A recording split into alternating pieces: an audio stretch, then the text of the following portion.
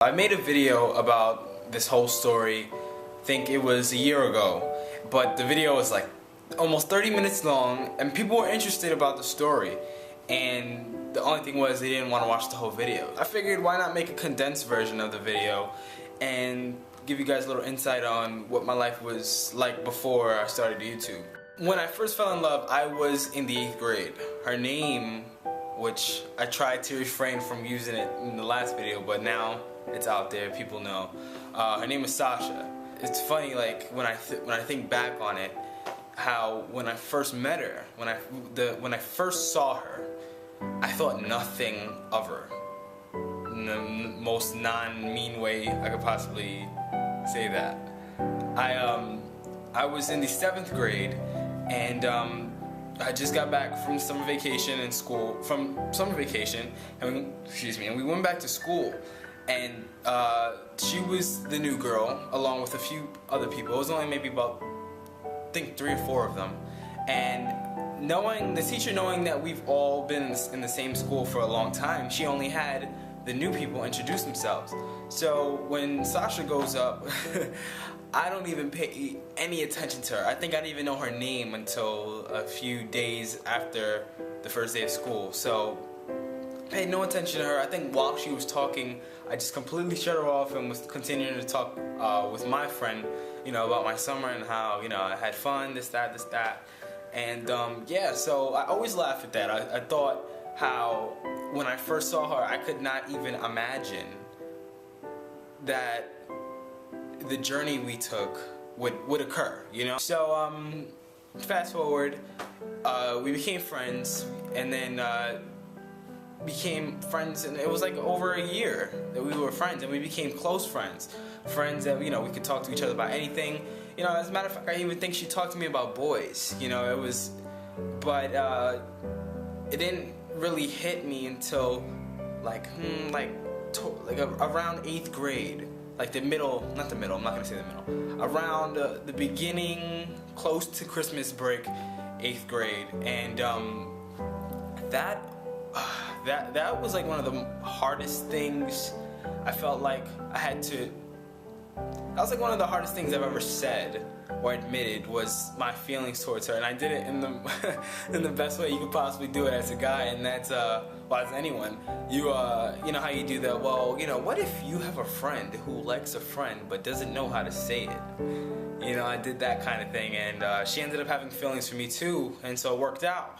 But the awkward part was, I think it was before Christmas, or maybe a little bit after Christmas, so we had admitted feelings for each other, but we had like a few days off from school, so we're texting back and forth, because no one talks on the phone, especially 8th graders, they don't talk on the phone.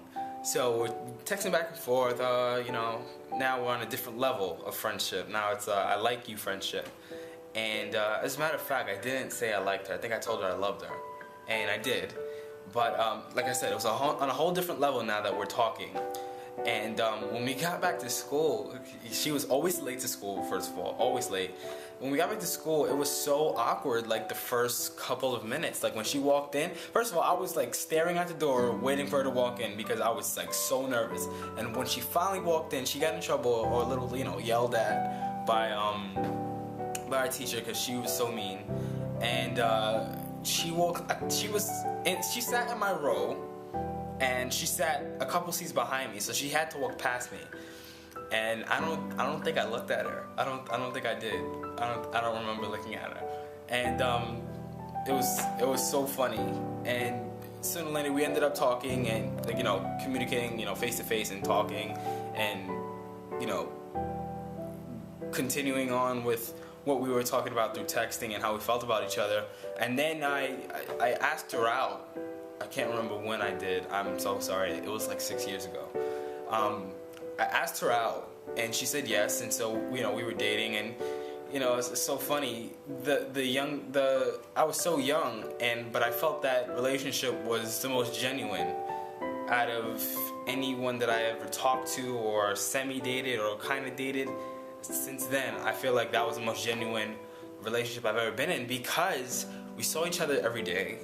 We were friends before we dated, and I really cared about her, and I could tell that she cared about me too. First kiss.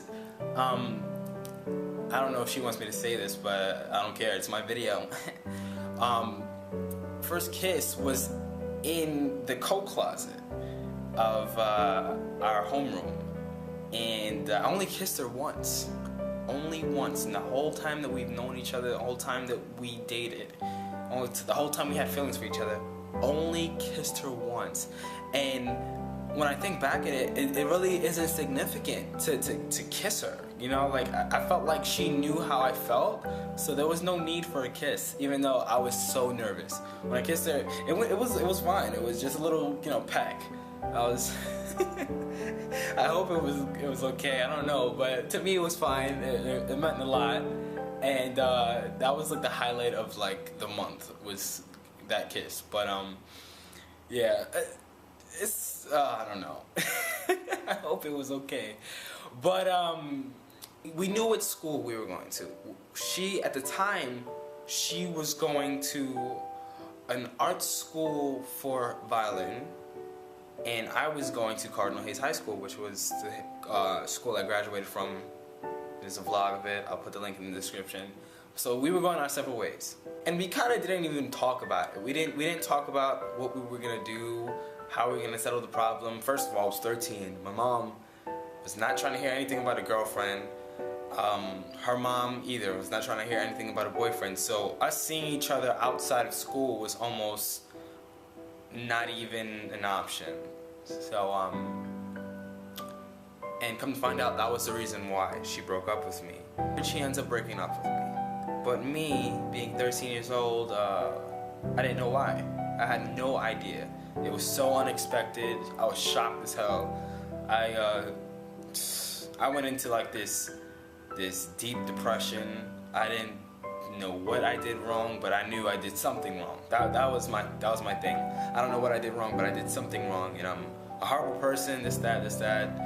And yeah, years later, I make the video about her, and she sees it, and she contacts me. She texts me, and look, this is how you know you're not over a breakup, is when a couple years later you still have her phone number. You know, I had the name saved in my phone, the number saved in my phone. Yeah, I was not over her. And she texted me, and she explained to me why we broke up, and that gave me closure. You know, knowing that I didn't really do anything wrong in particular, but to me, how I felt about it was I wasn't good enough for you to try. That's how I felt about it. But like I said, I didn't really do anything wrong, so that helped me understand. I'm telling you, that relationship was the best, because I was in love with someone and I knew she loved me back, or she loved me equally or just as much as I did, as I loved her.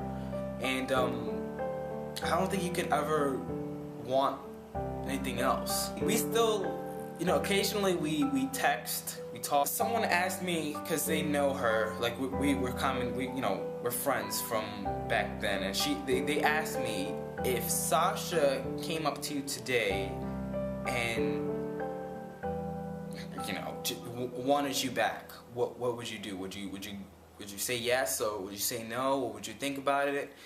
And right now, and the way things ended, I would absolutely take her back. But the reality is that in the 6 years that we've been apart, we're completely different people. Just from her, if Sasha's watching this video, I don't ever think that she could imagine me thinking this way, talking this way, being this kind of person today. And I don't really get an insight of what she's like, because she doesn't make videos, we don't really talk, but I'm pretty sure she's nowhere near the person that she was. That's the condensed version of my first love. We are still friends. I consider us to still be friends, so it didn't end horribly. It just ended not the way I wanted it to. But I always say the person that I'm meant to be with, because I do believe in that. I do believe in a soulmate. I absolutely believe in that. But the person that I'm meant to be with is in for a ride. It's in for a ride. And when I say be in for a ride, I mean it's gonna be fun. It's gonna be exciting. It's gonna be spontaneous. It's gonna be full of love. I can tell. So she's out there somewhere. She might be watching this video. She might not even know I exist right now. But she's out there somewhere, and can't wait to meet you. Hold on. Let me get the good side. But this is like one of the traditions that we have as a family. It started. You said it started with just me and you doing it. Yep. We used to go to Central Park, and this was years ago. Like, how old was I when we first did it? Jawan was about 6 when we started going. When we started walking. 6 years old. 6, and it's been a tradition. Like every year we've done it.